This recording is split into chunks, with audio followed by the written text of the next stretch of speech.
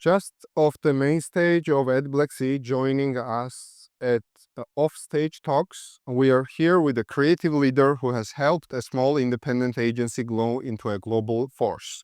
A true Cha-Cha aficionado, originally from Brazil, he is the Chief Creative Officer of Innocean Berlin. Under his leadership, Innocean Berlin has been named 8th most creative independent agency in the world. He's won over 500 industry awards, including Germany's first Grand Prix for Good and the first Titanium Lion. Please help me welcoming Gabriel Mattar. Thank you very much, Sander. Gabriel, you are one of those guests who has already visited Georgia, been a speaker at Black Sea, as a speaker and as a jury, right? Yeah. You have unique perspective how Georgian industry has been developing along the years and how the festival itself has been developing. What's new for Ed Black Sea this year that hasn't been previously? I think what is new is I see the festival growing. I've been here 3 years ago, and I really like the energy. That's why I wanted very much to come back. So I would say the good things didn't change. I think there is a group of people that are really supportive of each other, and that's something I don't see very often. So your industry helps and it celebrates each other, and I think that's beautiful to see. The festival is growing in its importance too. I think more people talk about, more international people want to come. The quality of the work is rising. I remember 3 years ago coming here, there was a lot of questions on, oh, what I need to do to go work abroad. And I don't get much of these questions anymore. I think people are able to do. They are showing the Georgian talent.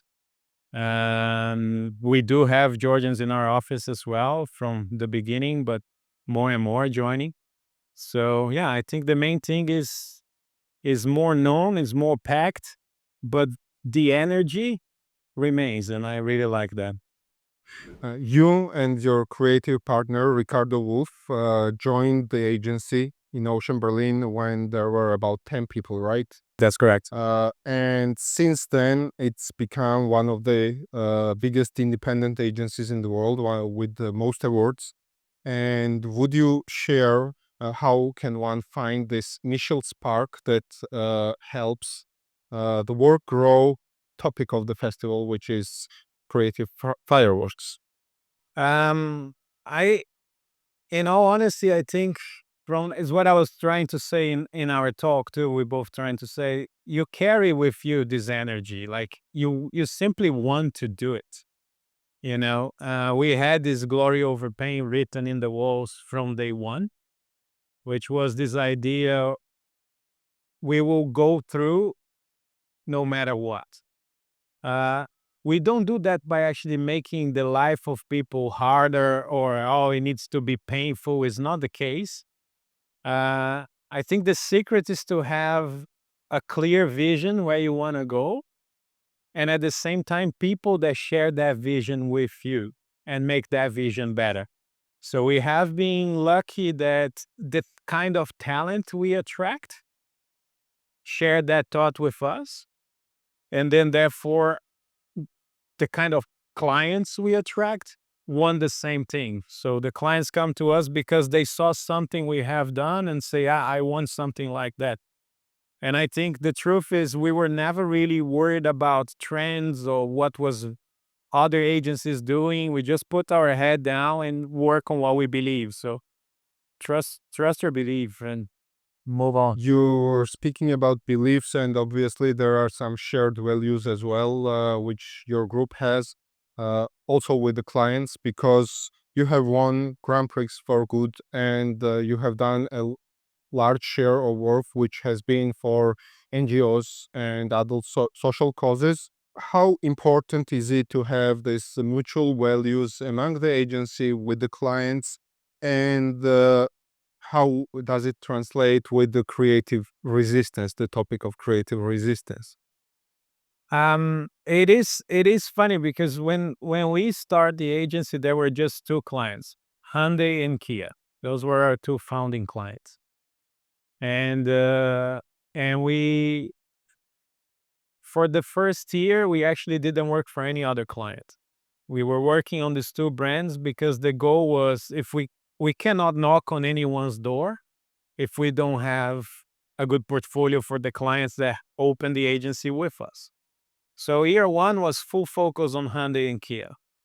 But then, as I said, I think it's about people that share the same belief. Uh, Prior to Innocean, we used to work at DDB, and then the first client that came was Sony. After Sony used to work with us at DDB and said, "No, I really like what you guys doing. Can you pitch an idea for us? And if you win, we come to you." So it was our first pitch. So we joined, and then again we start doing good work for Sony. And then slowly other clients approach. In general, NGOs approach because they see the work you're doing for big brands and they kind of like, oh, we don't have so much budget, but we really like what you have done here, or we will give you more creative freedom, and so on and so forth. So for us, the selection of NGOs has always been, do we share the same values of this company, yes or no? And we all share the same ambition. So the ones we have worked, like Reporters Without Borders as an example, is an NGO that we used to work together at DDB. That's the first Titanium is with them, the Uncensored playlist. And then we moved to Innocean, never talked to them. But once we did the Kappa, Robert Capa, which is not an NGO, is a museum, right? Robert Capa, once we did the campaign for Robert Capa, reporters wrote to us, hey, we really like this campaign. Can you guys help us with the German elections? And that's when the first speech was born. So again, for us has been, I think our guidance has always been work. You do an idea and then people want to come. And then on the selection of NGOs or any client really is like, do we share the same values? Are we aligned? Because I think even if we'll be the biggest client with the biggest budget, or if we don't share the same value, we wouldn't work with them. Uh, you've been doing this for more than 20 years, and the industry has developed at light speed, and technologies have altered everything. And for most clients, it often means that they need faster work. But as we have seen through your portfolio, like Kia Mindscapes, you have been able to use these technologies to inspire more creativity, right?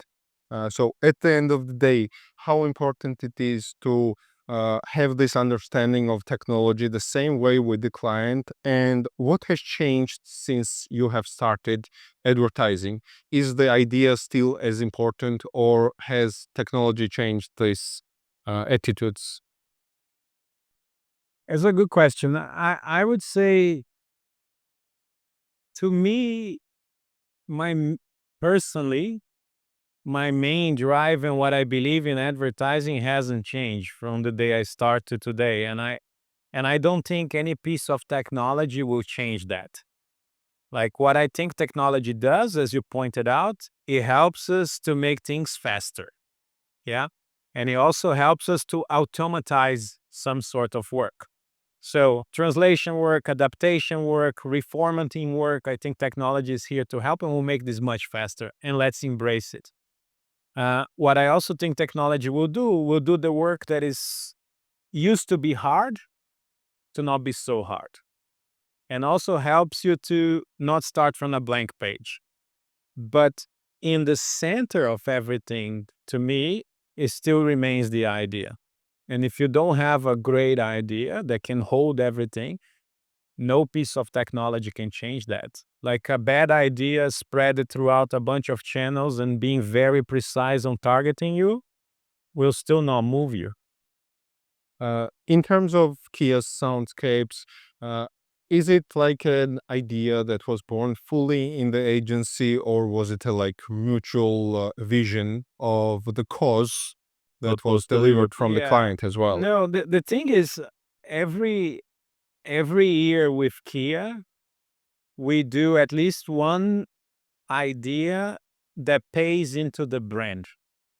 And the mission of the brand is we believe that movement inspire ideas. That's their mission. So we always need to we agree with them the importance once a year to have ideas under that light. And we did a couple throughout the years. It's 3 years since we reshaped the brand. And this is year 3. And again, it was not much of a question. The brief comes from the client, how we actually bring the mission to life. But the thought came from us.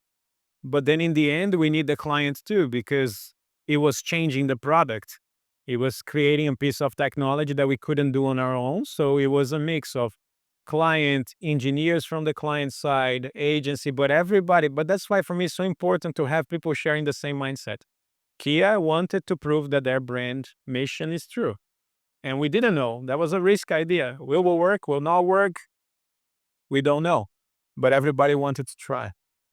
And I guess it's one of the ideas that can't be done in one term, like one of partnership, right? It's been a long partnership and you have this sense of the brand. So, the client also believes what they say and their brand truth. I mean, with Kia, I have a very special relationship because the rebrand of Kia was done through us. So to rewrite their mission, their slogan, the logo, the real new brand was an exercise we did together with them. So yeah, it's not very often that you have the opportunity to take a brand from here and place elsewhere. And that trust is fundamental to create great work. Thank you for sharing. And we save the end of the conversation for a message to those who didn't manage to get the tickets of this year's at Black Sea. What would you say? What are they missing this year, and why should they be first in line next year to get the tickets?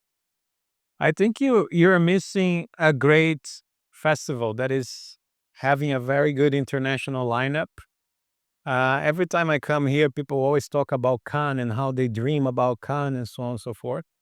I think you're having people here that have been to Cannes, that have won Cannes, that have spoken Cannes and right in your country. Plus all the local work getting better and better and better. So if you like your job and if you like creativity, you should be here. You definitely should be here next year. Thank you, Gabriel. Sure. Hope to have you as a guest third time as well. Thank you.